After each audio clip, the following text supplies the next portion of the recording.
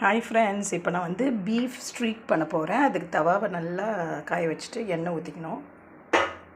வெளியே போய் எண்ணெய் நல்லா காஞ்சதும் இந்த பக்கம் பார்த்தீங்கன்னா கறியை நல்லா நீட்டாக கட் பண்ணி இதில் வந்து இஞ்சி பூண்டு பேஸ்ட்டு, மிளகாத்தூள், கார்ன்ஃப்ளவர், உப்பு, மஞ்சள்தூள், கொஞ்சம் வினிகர் போட்டு நல்லா பிசைஞ்சு வச்சுருக்கேன். இதை எடுத்து நம்ம போட்டுக்குவோம்.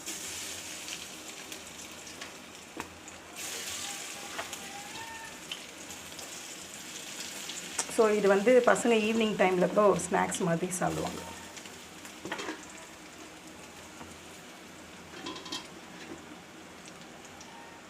ஸோ இதை நல்லா வந்து கிறிஸ்பியாக வர வரைக்கும் நல்லா ஃப்ரை பண்ணணும்.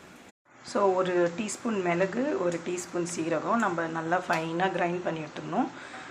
ஸோ இங்கே பாருங்கள், நல்லா ஃப்ரை ஆகிடுச்சு. ஃப்ரை ஆகிட்ட பிறகு இப்போ நம்ம அரைச்சி வச்சோம் இல்லையா பெப்பர், ஜீரம், இதை வந்து மேலே போட்டுக்கணும். ஸோ இதை போட்டு ரொம்ப நேரம் நம்ம ஃப்ரை பண்ண வேணாம். கொஞ்சம் நேரம் ஃப்ரை பண்ணிவிட்டு கொஞ்சம் இது மேலே கருவேப்பிலை,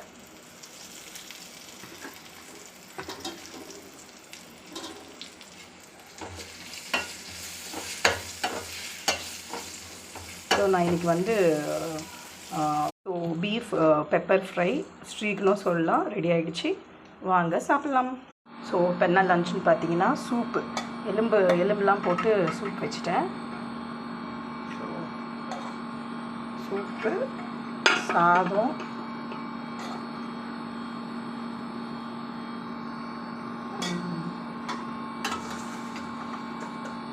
பெப்பர் பீஃப் ஃப்ரை.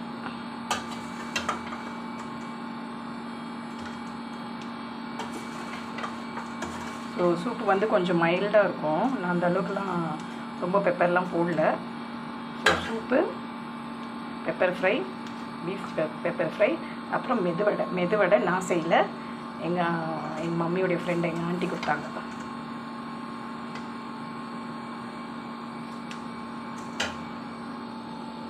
ஓகே, வாங்க சாப்பிட்லாம்.